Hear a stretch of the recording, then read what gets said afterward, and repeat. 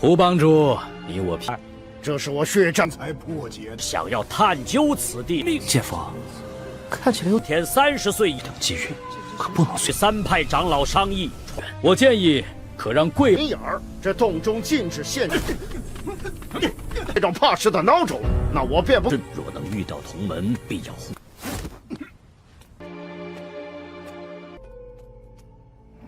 道阁大长老做下弟子聂远，气动静。既然如此，那我们就。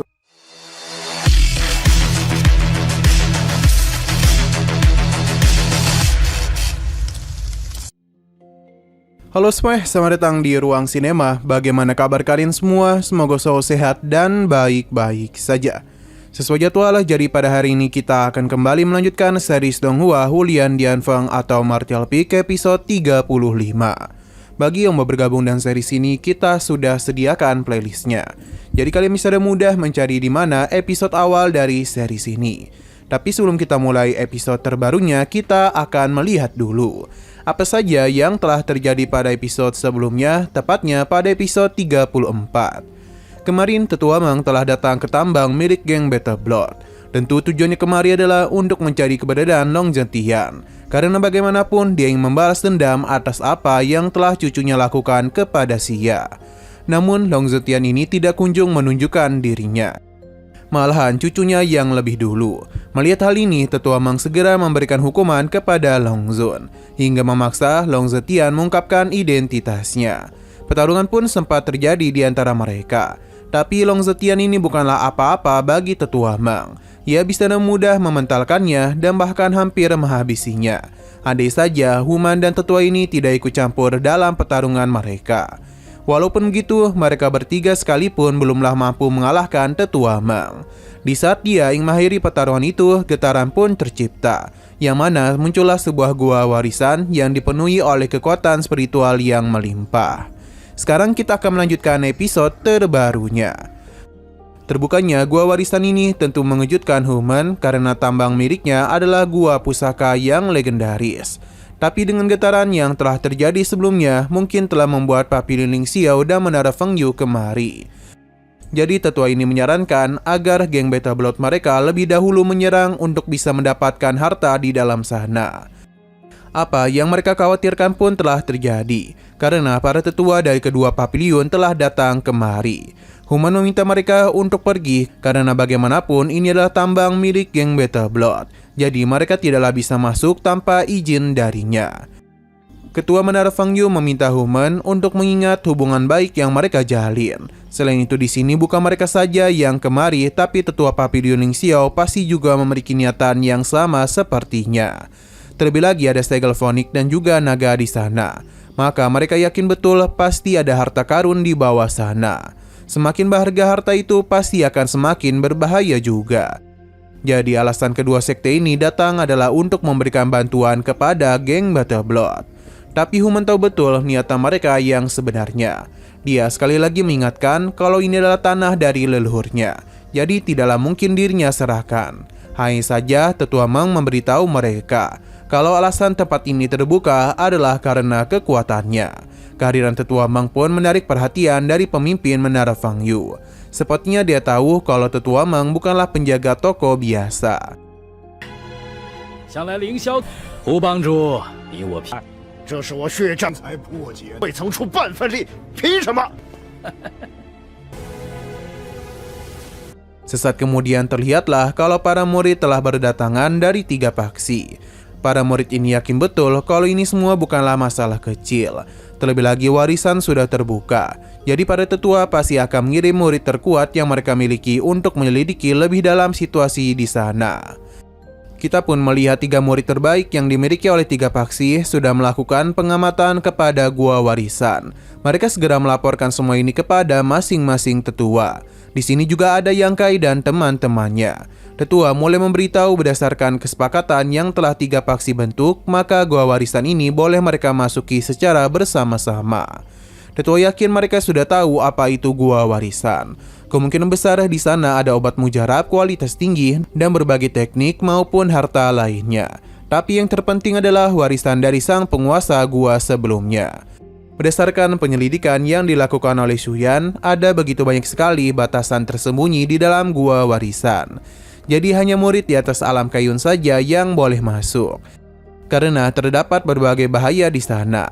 Selain itu, mereka yang berusia di atas 30 tahun atau sudah mencapai ranah pengembara ilahi tidak akan boleh memasuki gua warisan. Para tetua tidak akan memaksa para murid untuk masuk ke sana, karena yang mau saja yang boleh pergi. Sebab hidup dan mati mereka tergantung pada kekuatan yang mereka miliki. Sumu menganggap ini sangatlah berbahaya, tapi yang Kai tahu semakin berbahaya sebuah tempat, maka pasti ada harta karun yang kuat. Berhubung para murid sudah mengetahui situasi di dalam sana, jadi tetua menanyakan siapa saja yang ingin masuk ke dalam sana. Yang pertama adalah Lin. Tetua ini menjadi senang dan meminta dia untuk memberitahu apa yang akan terjadi di sana. 想要探究此地历史，姐夫，看起来有天30岁等机遇，可不能与随3派长老商议传入的一闯。好， Kini mereka semua sudah siap berangkat. Tidak lupa, pemimpin Menara Fengyu berterima kasih kepada Human karena sudah mau berbagi gua warisan kepada mereka. Jadi sebagai balasannya, mereka akan membiarkan para murid geng Battle Blood untuk pergi lebih dahulu, supaya peluang mereka mendapatkan harta jauh lebih tinggi. Dan setelah 3 jam kemudian, barulah para murid kedua faksi akan menyusul.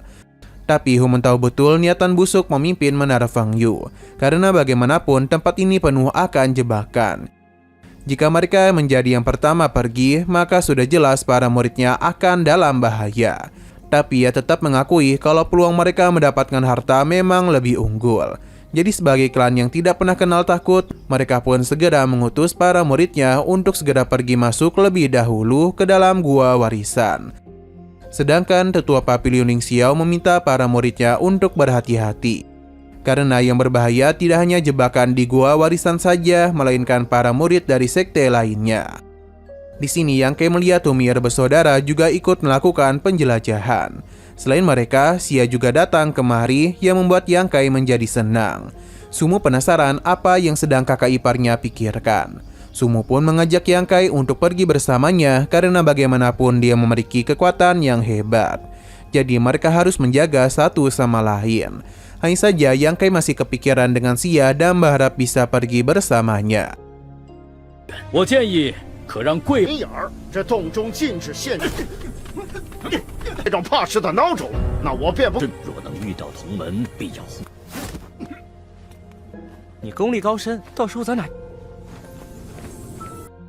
Setelah menunggu dalam waktu 3 jam, Yang Kai pun membangunkan Sumu karena mereka akan segera berangkat. Para tetua meminta mereka untuk bersiap memasuki tempat tersebut. Tanpa pikir panjang, Yang Kai pun segera masuk ke dalam tempat ini. Sepertinya gua warisan ini telah menghubungkan mereka ke sebuah tempat, yang mana suasana di sana sangatlah berbeda dengan tempat yang pernah didatangi oleh Yang Kai. Untuk saat ini Yang Kai akan mencari Sumu, karena sepertinya para murid telah dipindahkan secara acak.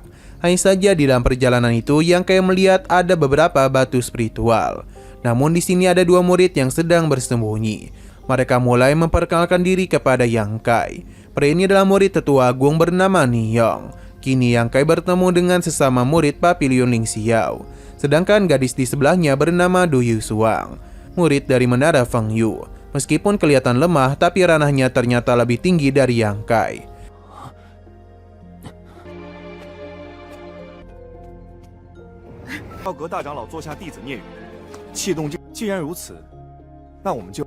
Beberapa saat kemudian mereka kembali kedatangan tamu yang mana Yang Kai mengenalinya. Hanya saja gadis ini belumlah pernah memberitahu namanya yang ternyata bernama Lan Chiudi.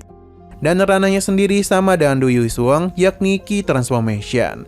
Hanya saja tingkatnya lebih tinggi. Niyong pernah mendengar namanya dan segera memberikan hormat kepada gadis ini. Berhubung dirinya lah yang paling kuat, maka Lan meminta izin untuk menjadi pemimpin, karena dialah yang akan membukakan jalan bagi mereka. Ketika masing-masing dari mereka menemukan harta, maka itu bisa menjadi milik mereka sendiri. Dan semua itu juga tergantung dengan kontribusi yang mereka lakukan. Kini Yang Kai pun ikut serta bersama mereka. Ia terpukau dengan Lan karena mampu mengambil situasi dengan baik. Du Yingxuang mencoba menyemangati Yang Kai karena dia yakin levelnya akan meningkat. Ini sangatlah wajar karena di antara mereka berempat ranah Yang Kai yang terlemah. Di tengah perjalanan mereka, Yang Kai pun ingin berpisah karena dia itu akan mencari beberapa hal dahulu, dan selepas itu dirinya akan menemui mereka. Yang Kai berkeinginan untuk mengambil batu energi Yang. Hanya saja Lin mencegahnya karena membawa batu ini sama saja dengan menambah beban dan hanya akan membuang-buang energinya saja. Jika Yang Kai terlibat dalam pertarungan, maka itu pasti akan menyulitkan dirinya. Yang Kai memintanya untuk tidak perlu khawatir karena dia itu memiliki caranya sendiri. Berhubung dia sudah membuat keputusan, maka Lin pun memilih untuk berpisah dengannya. Alasan sebenarnya Yang Kai ingin sendiri karena dia itu ingin segera menyerap kekuatan spiritual dari batu ini. Karena baginya batu-batu ini bukanlah sebuah beban, melainkan sebuah kekuatan tambahan. 你们先走吧。 带一大包石头上路， 等真遇到了危险，再丢也不迟。 你别忘了跟上来。 Kembali kepada kelompok Lan yang mana mereka bertemu dengan salah satu murid dan meminta mereka untuk tetap diam sambil menunjuk ke arah depan. Yang mana ternyata di sana ada pasukan batu yang telah menghabisi murid Papilion Ling Xiao. Keberadaan mereka telah diketahui oleh pasukan batu ini. Untung saja Yang Kai langsung melancarkan serangan.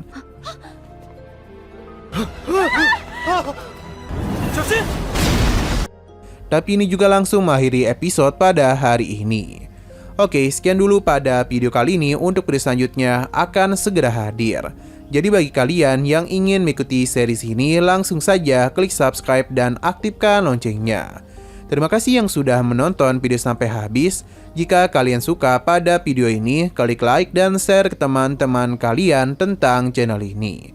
Dan ditunggu aja kelanjutannya. Oke, sampai jumpa di video selanjutnya.